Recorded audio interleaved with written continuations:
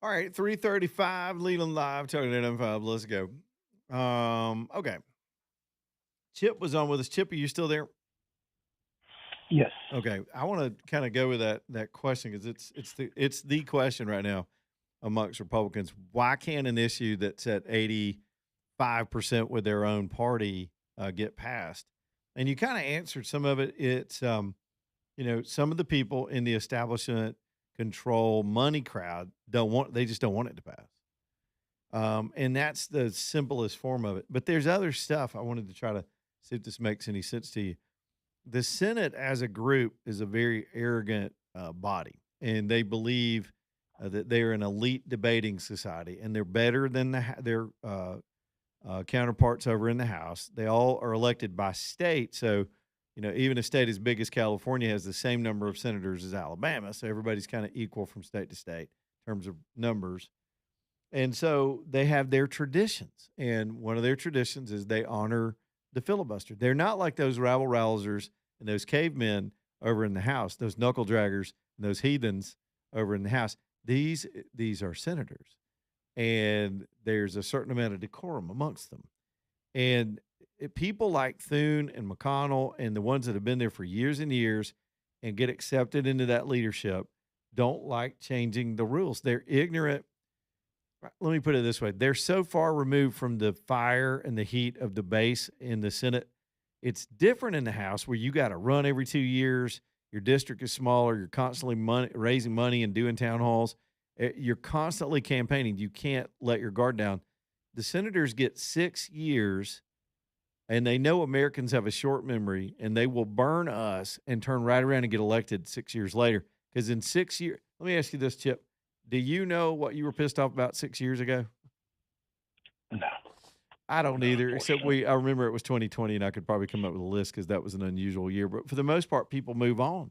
You get mad at them and then you're stuck and you vote for them because they're not a Democrat. Their whole shtick was, well, at least I'm not a Democrat. Look how bad they are. And the Democrats make their case for them every day.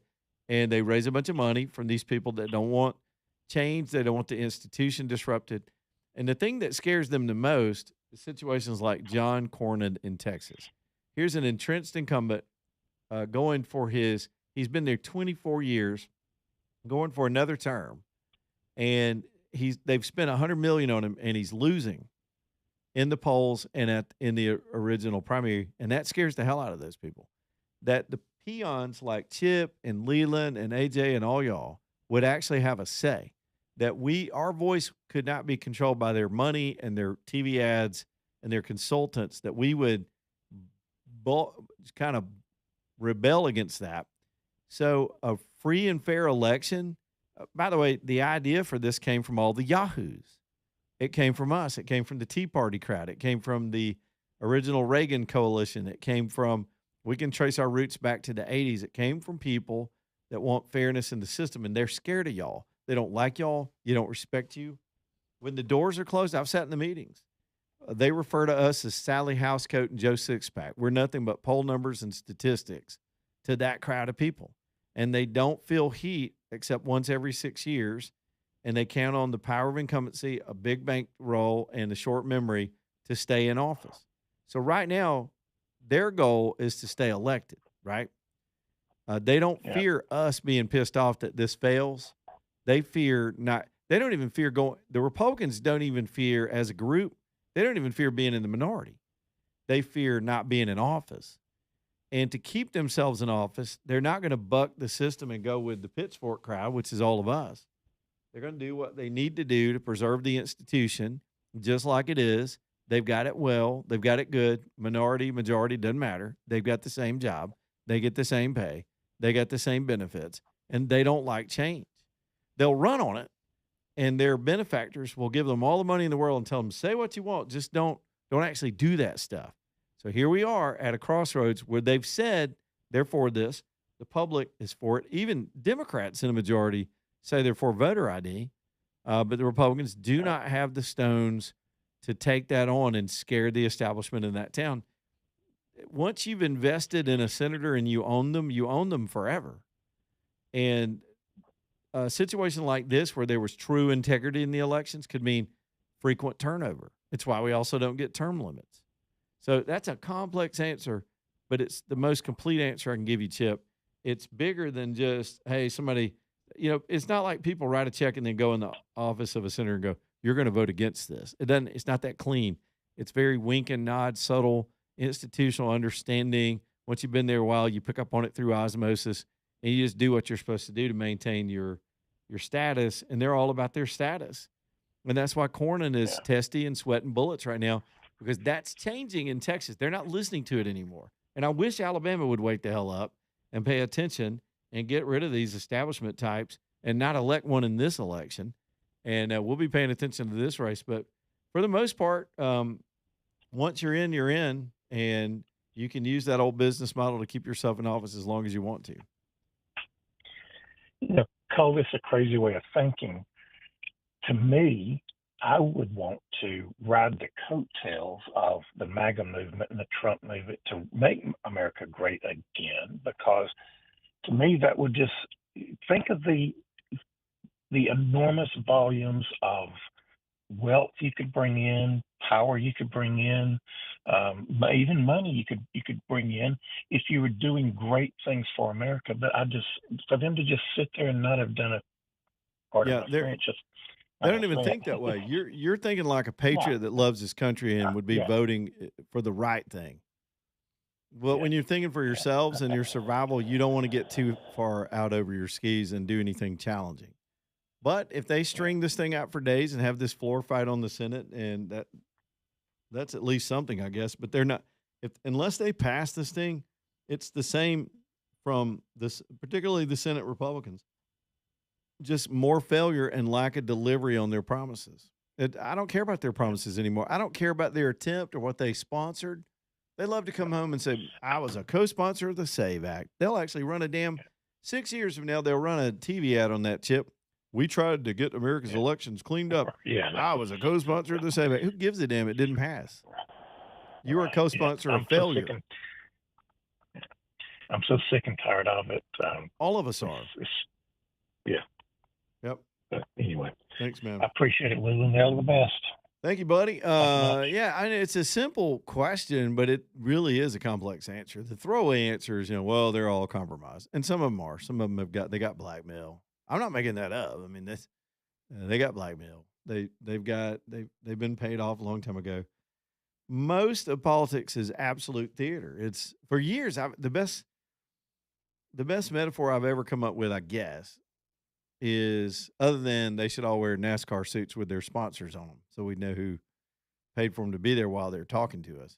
I mean, everywhere they go in public, they should have a jumpsuit, big zippy, like a onesie, with their biggest sponsor right on the front and the little sponsors all over the rest. Then we kind of have an idea, because nobody reads their campaign reports, and they know that. They know that. But the biggest thing is Washington is professional wrestling. And Montgomery's backyard wrestling. It's just an amateurish version. It's not as professionalized as what you see in Montgomery or in Washington. So in wrestling, you got to have a hero and a villain. You have a storyline. You got to talk a lot of trash, choreograph your moves. A lot of times the outcome's known before the match is over. It's all for entertainment. And they'll keep us distracted with stupid stuff all the time. And nowadays they get to pop off on social media and, brand themselves and run around and get attention, mostly on the house side. But the actual work, the boring work that needs to be done, sometimes just doesn't get done. One of the examples that comes to mind is right here in Birmingham. Let me just give you an example. The things we expect government to do that really would help our lives is to maintain like the streets and the potholes and get the trash picked up. And in the case of the Birmingham Waterworks, I guess it's now called Central Alabama, but when it was the Birmingham Waterworks, it's just like maintain the water system. Last week, we found out about a water system that's leaking. 53% of the water they spend our money treating goes through leaks in the system. So the system's been neglected. It's porous. It's not even really a system at all. You had incompetent morons running it and working there. Not everybody. There's some good folks that work there that got caught up in this mess. but it's a I can't say that word. It's a crappy system. And let's see if I'm making any sense out of this. That's not a sexy issue. You can't run a TV ad and expect people to get fired up for you going, you know, I helped get $5 billion of funding for an underground new sewer system that the city needed so y'all could flush the toilet. You don't even think about that when you flush the toilet. And it's not a sexy issue. But you can get on TV and go, I love Jesus. And here's my gun. And I like fighting commies. And to hell with the Muslims. People are like, yeah. But that's really what we're asking them to do is fix the damn pipes and fix the streets and get my trash picked up on time and fund the police. Fund all of them. In my estimation, build the biggest damn prisons you can and put every a-hole you can lock up in there and get them away from the rest of us. Life would be better for the rest of us all over this country. These are minimal things that aren't as attractive as some of the things they actually run on. The name calling. Sometimes online, I get caught up in getting ads from other areas. It's a long story, but I was looking up tractor parts the other day. I got a project this year and I got to change some things. So I'm looking, and somehow I wound up getting ads out of Chicago. I'm not kidding. I think I looked at a Chicago dealership that had some things I was looking at, or an Illinois dealership. Now I'm getting all these political ads of candidates I don't know, issues I don't know. It was disgusting.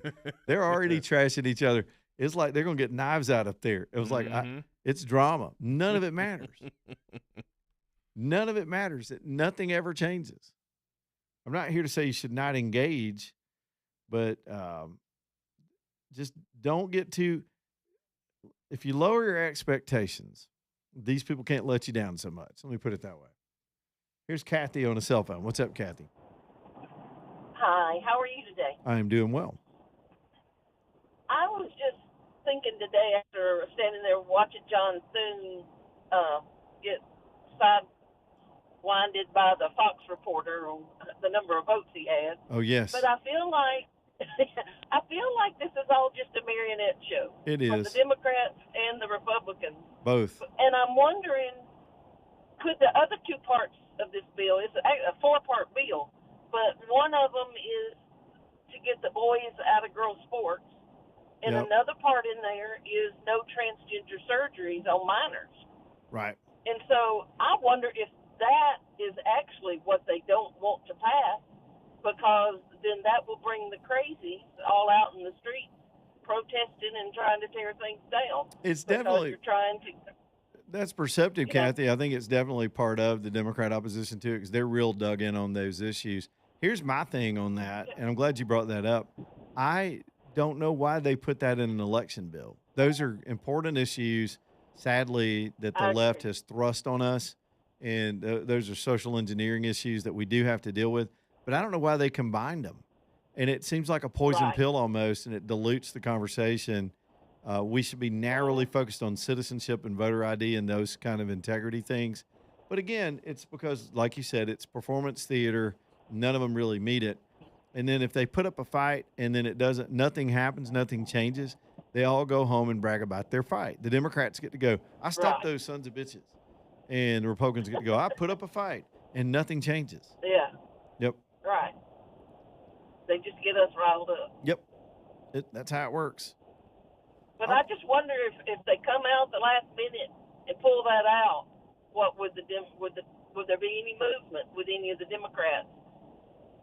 Because their base, the Democrat base wants this. They're scared of their nut jobs that are for the pro-tranny stuff, but some of that conversation's kind of died off. They really do have planned their business model for 30 years on changing the racial here's a party dedicated to racial demographics.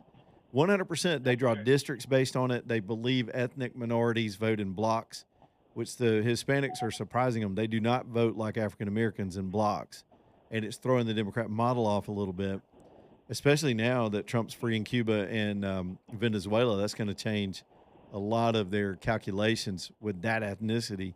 And so they wanted to just import people that don't share the emotional, the historical ties that we have culturally, historically, legally, economically.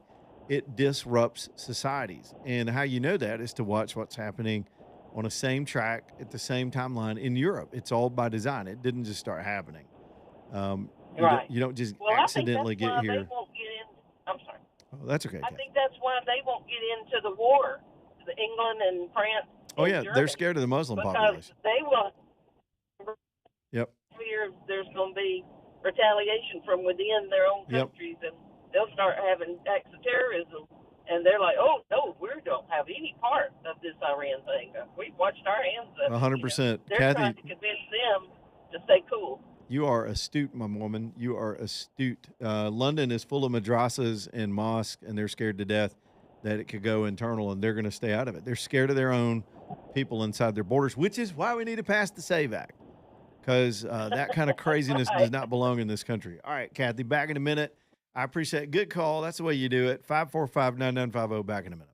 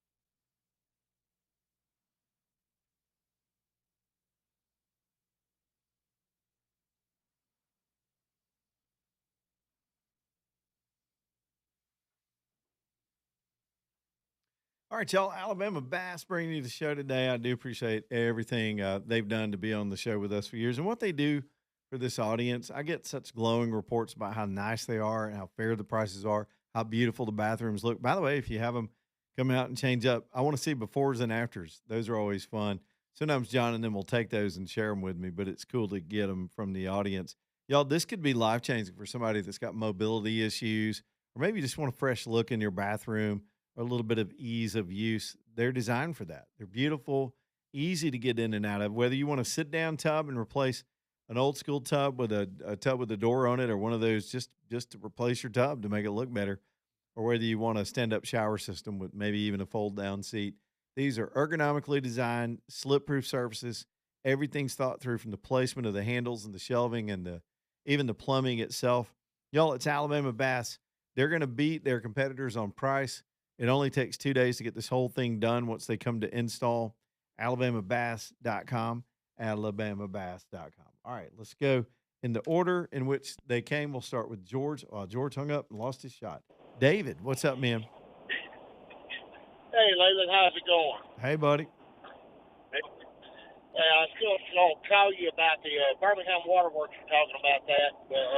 Yeah. I work off of 27th Avenue North, down there right off of Tallapoosa Street. I don't know if you're familiar with that area down there where Pullapar is. A little bit, yeah. But I've been working for the same company down there for 22 years now, and I can tell you I don't remember one day that the dang water has not been flowing on the roads out there because of water leaks. We've got one out there now that's been going for probably a little over a year. They had some up at Fuller Park going. It probably lasted about a year before they fixed it, but it's still leaking now. But I've seen it so bad out there to where water coming up out the roadway, and they just let it go, that we've actually seen a tractor trailer come by the front of the shop, and it actually sunk through the asphalt from all the water had run off all the soil out from under the tarmac. Good Lord. I mean, it just set down. Yeah. I mean, I don't know what. I mean, it's never dry. I don't care how hot it gets. Middle of summer, no rain, drought. That road is always wet. There's always a water leak. And can you imagine what's going on under the ground that we can't see? I mean, this is just the stuff that makes it to the surface. And we know the percentage. It's 53%. That's just mismanagement. And that kind of government mismanagement is happening all over this country while these arrogant bastards ignore us. Oh, yeah. I mean, just think about all the people, which I'm not on Birmingham Waterworks, thank God, but just think about all the people that's been taken advantage of, because somebody's got to pay for it. Oh, yeah. Throwing it on the customers, I would imagine. No doubt. Good call, David. Let something run. Thank you, man. Have a good one, later. All right, man. Just I'm going to move quick so we can get two in before the top of the hour. Mark's next. Mark, what's going on, man? Yes, sir. Yeah, I wanted to comment two things. You were talking to a lady a couple calls ago. Yeah. Number one, I think Europe, a lot of their problems just started when they wanted to maintain their welfare state, so they invited up in a bunch of unvetted immigrants who weren't of that culture. In the United States is trying to do the same dang thing. And I think the reason, switching gears, I think the reason that they put the trans stuff in the bill for the SAVE Act, I think it's a deliberate poison pill, because it goes back to what you were saying the other day. I mean, even you got some good politicians, but the vast majority just want to get reelected. Yeah. And when they can spout, hey, man, I need your money because we're fighting a good fight and we're in the minority, it's just a hell of a lot easier to raise money. So I think it's a poison pill. I think it's a deliberate process. Yeah, it's a weird conflagration, and I know they were just trying to throw a bunch of populist stuff into one package, but it's well known in strategy circles. If you want to kill something, put a little something in it for everybody to hate. Does that make sense? And that's why they overloaded it with things people didn't want. And at some point, it's easy for them to find detractors like Murkowski. She could hate the tranny portion of this bill being like she is, and then continue to be against it. Yeah. It's so sad and disappointing. We're losing our last best chance. I mean, that's why, despite any mild misgivings I might have about Iran, there ain't many, we're doing the right thing. We will never have a better opportunity than now to fight Iran. Exactly. It was a moment in time when the time had come. They had become that dangerous. We had become that powerful. And the thing about Iran is, it's huge risk, but a huge upside. And that's what the people that define history did in all of humankind. Cowards don't write the history books. They might write them, but they don't act it out. Period. All right, top of the hour. Here we go.